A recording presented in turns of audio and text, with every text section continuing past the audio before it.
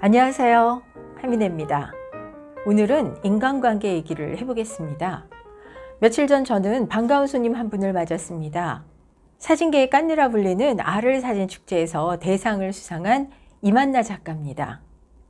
저와는 제가 한 10여 년 전 갤러리를 할 때부터 아는 사이인데요.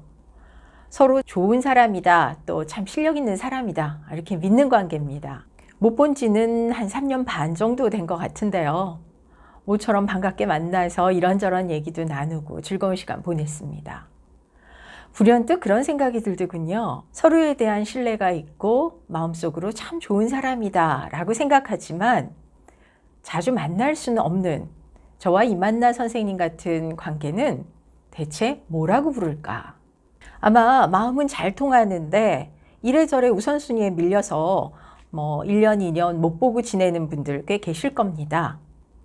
친구라 그러기에는 왠지 대면 만나는 것 같고 또 그냥 지인이라고 부르기에는 마음속에 차지한 자리가 커서 다소 민망하기도 하고 또 아쉽기도 하죠. 사회학자들은 이런 관계를 약한 유대 혹은 약한 연결이라고 부르는데요.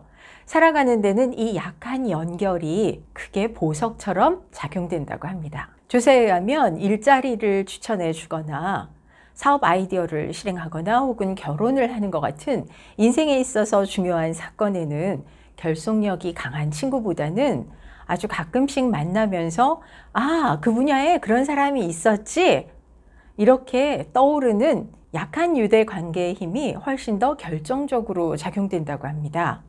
실제로 우리는 너무 가까운 친구끼리는 사돈을 맺지 않는다든가 또 잘하는 사람 회사에는 친한 사람 추천하지 않는다 라는 얘기를 종종 합니다. 바로 공연한 책임 때문에 심리적인 부담을 갖고 싶어 하지 않기 때문입니다.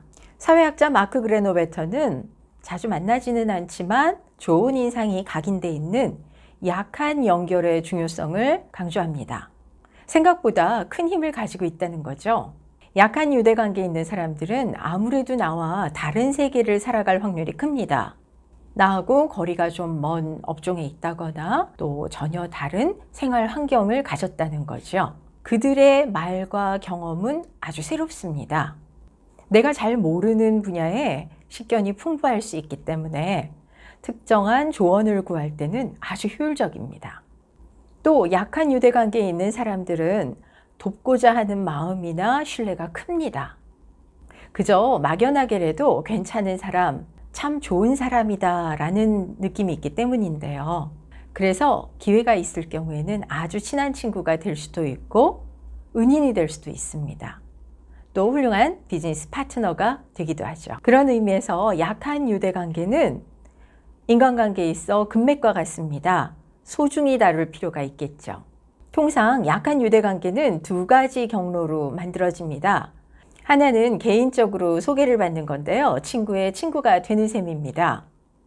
또 하나는 의도적으로 본인이 외부 활동, 그러니까 모임이나 동호회 같은 거를 통해서 만들게 되죠. 경로보다 중요한 건 얼마나 바람직하게 관계를 가져가느냐인데요. 막연하게라도 참 좋은 사람이다 하는 인상을 주셔야 됩니다.